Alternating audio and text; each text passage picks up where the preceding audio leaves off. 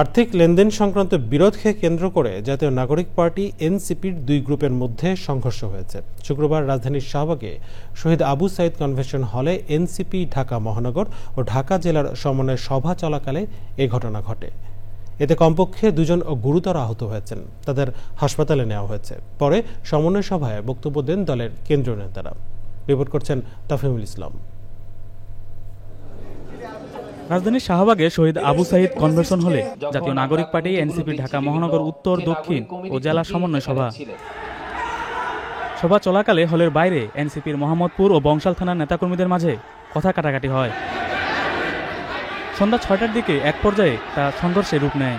এতে হেলমেটের আঘাতে বেশ কয়েকজন আহত হয়, পরে দুজনকে হাসপাতালে নেওয়া হয়। সংঘর্ষ চলার সময় হলের ভেতরে সমন্বয় সভা চলতে থাকে। সেখানে বক্তব্য রাখেন দলের কেন্দ্রীয় নেতারা।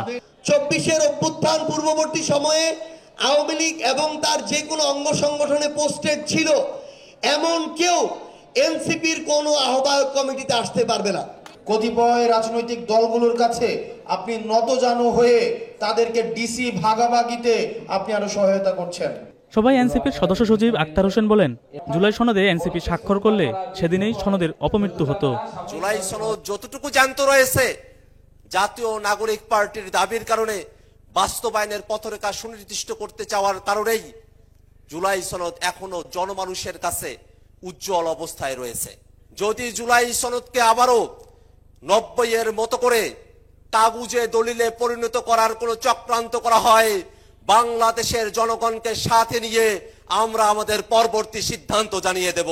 আক্তার হোসেন বলেন, আওয়ামী লীগের দোসররা এখনো বাংলাদেশের বিরুদ্ধে অবস্থান নিতে চায়। তারা নির্বাচনে অংশগ্রহণের সুযোগ পেলে দেশকে ভারতের অঙ্গরাজ্যে পরিণত করবে।